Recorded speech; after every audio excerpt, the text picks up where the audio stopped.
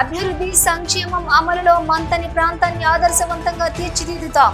రాష్ట్ర ఐటీ పరిశ్రమల శాఖ మంత్రి దుద్దిళ్ల శ్రీధర్ బాబు వెల్లడి. అమృత్ పథకం 2.0 క్రింద మంతనిలోని పోచమ్మవాడలో వాటర్ ట్యాంక్ తో పాటు 25 కిలోమీటర్ల పైప్ లైన్ నిర్మాణ పనులకు శంకుస్థాపన చేసిన రాష్ట్ర ఐటీ పరిశ్రమల శాఖ మంత్రి.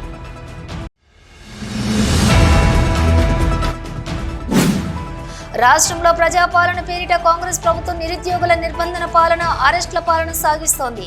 రామగుండం మాజీ ఎమ్మెల్యే కోరకంటి చందర్ ఆరోపణ.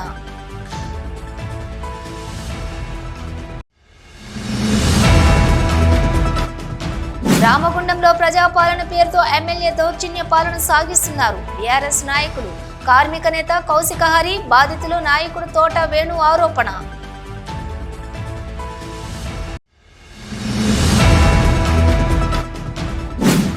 మొహరం వేడుకలకు సిద్ధమైన పీరీలు. గోదావరి కని లేబర్ కోర్టు గాంధీనగర్లో ఆసిర్ ఖాన్ వద్ద పీరీలకు చిన్న మటికీలు తీసిన నిర్వాహకులు.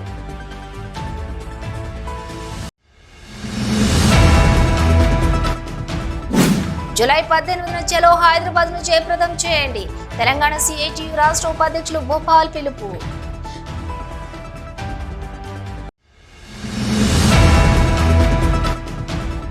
గోదావరి ఖని బహుముఖ ప్రజ్ఞాశాలి మ్యాజిక్ రాజాకు విశిష్ట మెజిషియన్ అవార్డు.